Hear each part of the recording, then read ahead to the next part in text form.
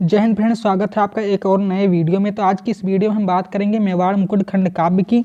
मेवाड़ मुकुट खंड काव्य जिन जिलों में पूछा जाता है उसमें बहराइच, बुंदेलशहर, देवरिया, बरेली, सीतापुर और सुल्तान शामिल हैं। हर डिस्ट्रिक्ट का अपना अलग अलग खंड काव्य पूछा जाता है। तो इस खंड काव्य के अंतर्गत नायक का चरित्र चित्रण बार बार पूछा जाता है। तो यह 2011, 12, 13, 14, 15, 16, 17, 18, 19, 20 और 22 में पूछा गया। 21 में पेपर नहीं हुआ था। तो इस खंड काव्य के अंतर्गत हम आज महाराणा प्रताप के चरित्र चित्रण का वर्णन करेंगे एकदम सिंपल वे में। तो चलिए बढ़ते हैं और आगे आगे देखते हैं। तो पहले आपको इसमें थोड़ा सा डाल देना है, कहानी के बारे में बता देना कि क्या क्या है।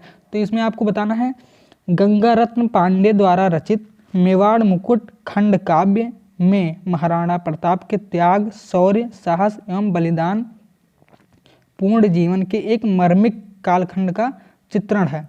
स्वतंत्रता प्रेमी प्रताप अकबर से युद्ध में पराजित होकर जंगल में भटकते फिरते हैं।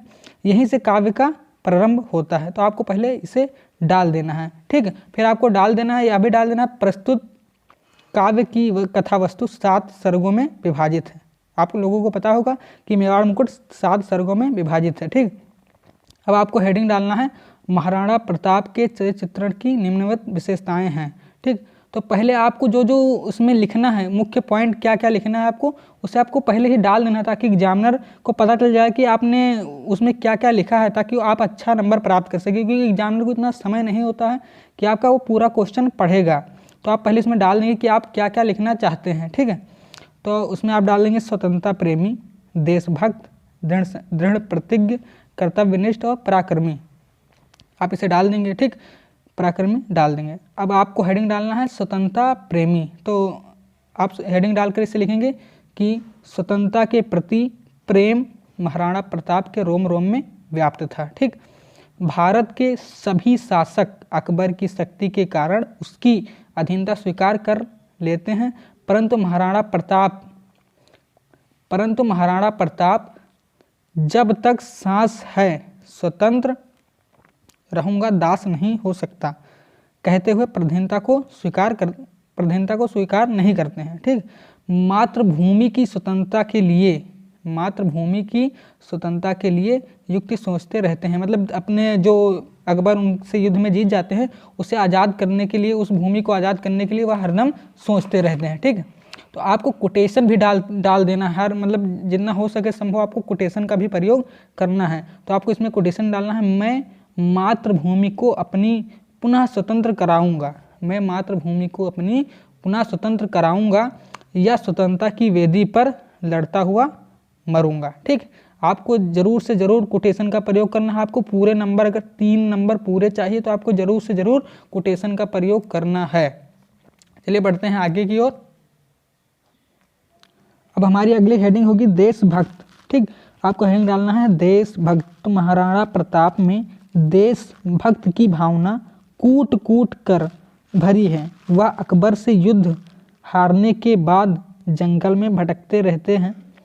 देश प्रेम के कारण वह कहीं और नहीं जाते हैं। अकबर से जब वह युद्ध हार जाते हैं तो जो राजस्थान में आरावली जो पहाड़ी है, उसी जंगल में महाराणा प्रताप घूमते रहते हैं और कहीं नहीं जाते हैं। वह यह योजना बनाते रहते हैं कि हमें किसी भी तरह से अपने राज्य को स्वतंत्र कराना है अकबर से, ठीक। आपको इसमें भी कोटेशन का प्रयोग करना है, मैं स्वदेश के हित जीवित हूँ, उसके लिए मरूंगा, ठीक। अब आपको अगली हेडिंग डालनी है दृढ़ प्रतिज्ञ, ठीक। महाराणा प्रताप दृढ़ प्रतिज्ञ हैं। वह अपने संकल्पों को बार बार दोहराते हैं। वह प्रतिज्ञा करते हैं जब तक शरीर में श्वास है मेवाड़ की भूमि को स्वतंत्र करने का प्रयास करता रहूँगा, ठीक। जब तक शरीर में श्वास है मेवाड़ की भूमि को स्वतंत्र करने का प्रयास करता रहूँगा, ऐसा महाराणा प्रताप कहते हैं, ठीक। आपको इसमें भी कोटेशन का प्रयोग करना है, जब तक तन में प्राण रहेगा पल भर चैन ना लगेगा। जब तक तन में प्राण रहेगा पल भर चैन ना लगेगा। सूर्य चंद्र तट जाए किंतु व्रत उसका नहीं टलेगा, ठीक। आपको एक कोटेशन का प्रयोग करना है। अब आप अगली हेडिंग डालेंगे आप अगली हेडिंग डालेंगे कर्तव्यनिष्ठ। कौन सी हेडिंग डालेंगे? कर्तव्यनिष्ठ।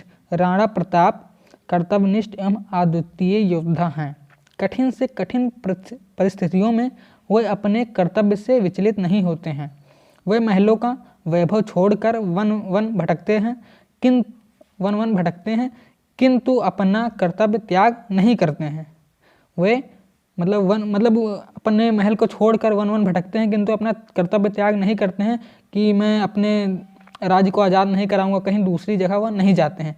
वो अपने राज्य को आज़ाद कराने के लिए भरपूर प्रयास करते हैं और जंगल में ही रहते हैं और योजना बनाते हैं। ठीक, अब आप अगली हेडिंग डालेंगे पराक्रमी। हेडिंग डालेंगे पराक्रमी। अगली हेडिंग डालेंगे पराक्रमी। ठीक, महाराणा प्रताप के व्यक्तित्व की ओजस्विता दर्शनीय है।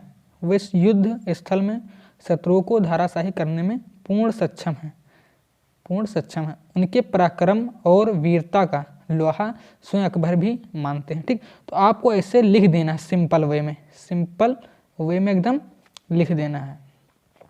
आपको पूरे के पूरे 3 नंबर एग्जामिनर आपको देगा।